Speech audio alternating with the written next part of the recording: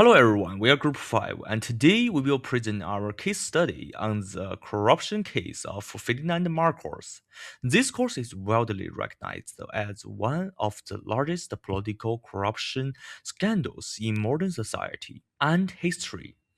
Our presentation will cover the background of the case, the types of corruption involved, the contributing factors, its impacts, and finally, the lessons we can learn from it. This is the structure of our presentation. We will begin with a brief introduction, followed by the case background. Then, we will analyze the type of corruption and the contributing factors. After that, we will discuss the implications, response, lesson learned, and conclude the presentation. This slide shows our poster, which summarized the entire case visually. As you can see, it includes key sections such as the introduction, timeline, type of corruption, and implications.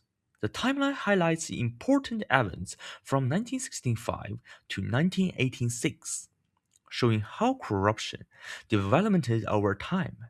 This poster helps us clearly understand the flow of the case before we go into deeper analysis. The case of Ferdinand Marcos is considered one of the most significant corruption cases globally. During his presidency, especially under martial law, power became highly centralized. This created an environment where corruption could occur without accountability or oversight. This key idea here is that corruption is not just individual wrongdoing. It is systemic issues that affect the entire country. This case clearly demonstrates how abuse of power can lead to long-scale corruption. The case took place in the Philippines between 1965 and 1986. Ferdinand Marcos and his wife, Imelda Marcos, were the main figure involved. It is estimated that they accumulated between 5 to 10 billion US dollar in illicit wealth.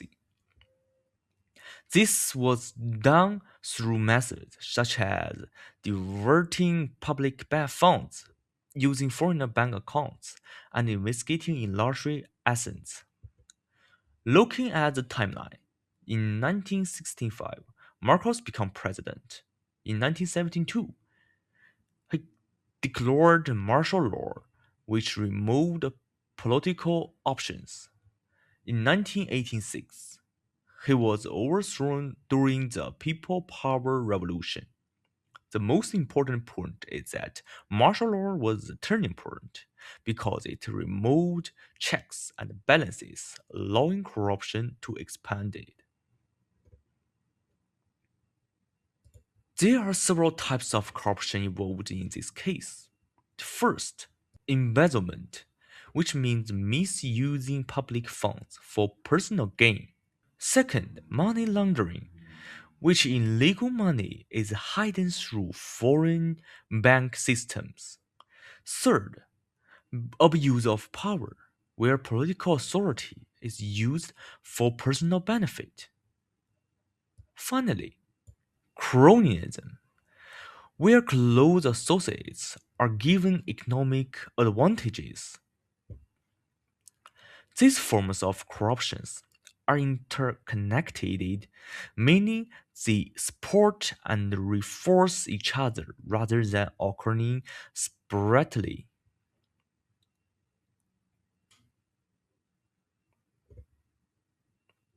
Now we look at why this corruption was possible. First, the concentration of power. Marcos controlled multiple branches of government. Second, weak institutions. Oversight bodies were ineffective or influenced by the government. Third, lack of transparency. Financial activities were hidden from the public. Fourth, media suppression. Freedom of the press was restricted, so corruption was not exposed. This situation reflects what we can institutional failure, where systems designed to prevent corruption do not function properly. The impacts of the corruption can be seen at three levels. For individuals, it leads to a loss of trust in leadership and legal consequences. For the country, it caused economic decline, increased national debate, and greater inequality. For institutions, it weakened governance and created a long-term culture of corruption. The key point here is that corruption is not just about financial loss. It causes deep and long-lasting structural damage. After Marcos was removed from power, several actions were taken. The government established the Presidential Commission on Good Government, or PCGG, to recover stolen assets. There was also cooperation with international banks, especially in Switzerland, to trace hidden funds. Legal reforms were introduced to prevent similar corruption in the future. However, recovery is difficult, and even today, not all assets has been returned. This case provides several important lessons. First, power without accountability leads to corruption. Second, strong institutions are necessary to prevent abuse. Third, transparency must be enforced. Finally, public awareness and resistance play an important role. The aliens with the idea that corruption retrieves when checked and balance are weak.